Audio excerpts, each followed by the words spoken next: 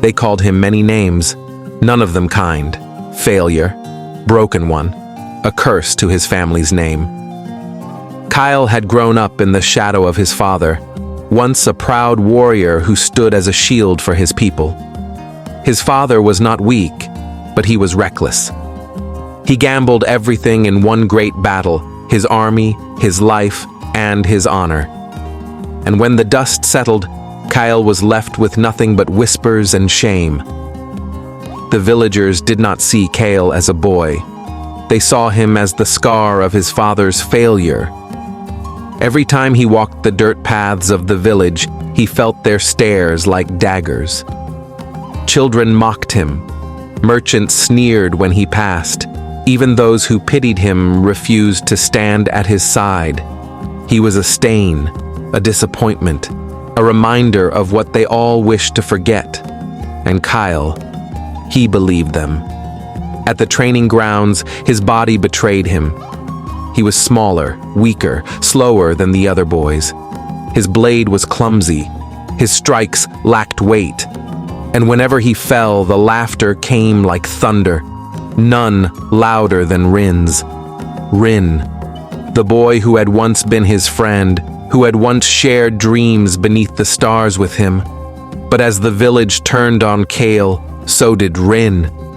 And he laughed the loudest, because nothing won the approval of the crowd more than betraying the one they all hated. On the day of the village tournament, Kael tried to prove himself. He fought with every ounce of will he had, every fragment of strength in his bones. But he was humiliated. His opponent crushed him in front of everyone. He lay face first in the dirt, gasping, while the people he grew up among roared with laughter. The cheers weren't for the victor, they were for Kael's failure. And then he heard it, Rin's voice, sharp and cruel, cutting through the noise. "Just stay down, Kael. That's all you're good for." The words dug deeper than any blade. That night, Kael wandered to the edge of the forest, his body aching, his spirit heavier than stone. He sat beneath the stars, bruises blooming across his skin, shame burning in his chest. For the first time, tears came. But not just tears of pain, tears of rage. Not at the villagers, not at Rin, at himself. "If this is all I am," he whispered to the empty night, "then let me die here.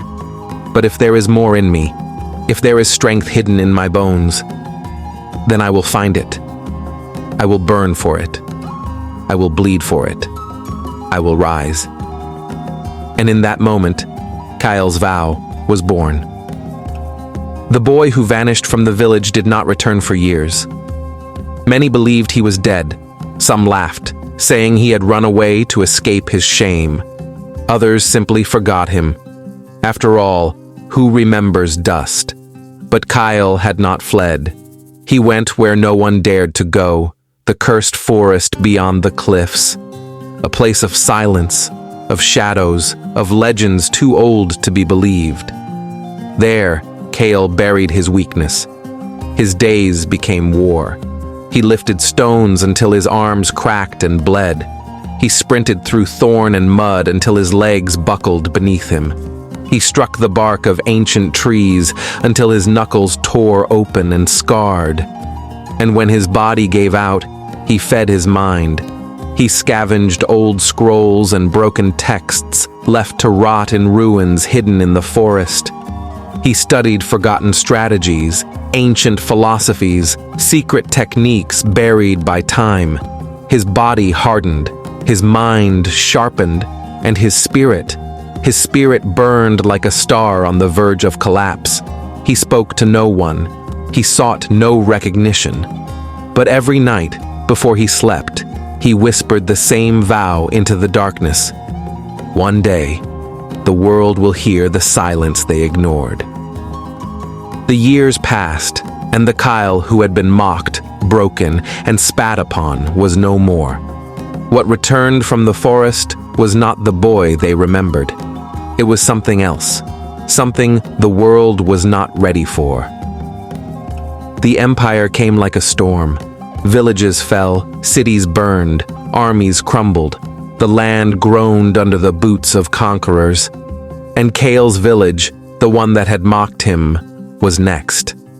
The soldiers came with fire and steel.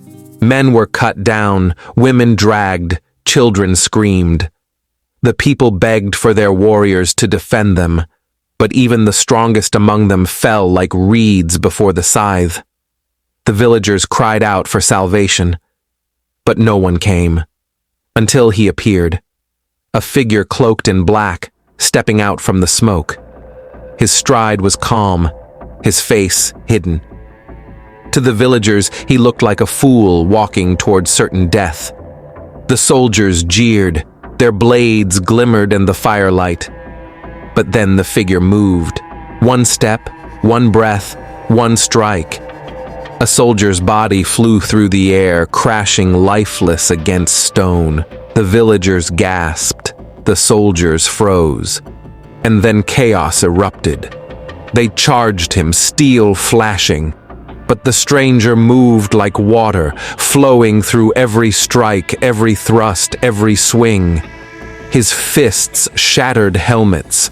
His blade cut through shields as though they were paper. His eyes glowed with something the villagers had never seen before, unyielding resolve.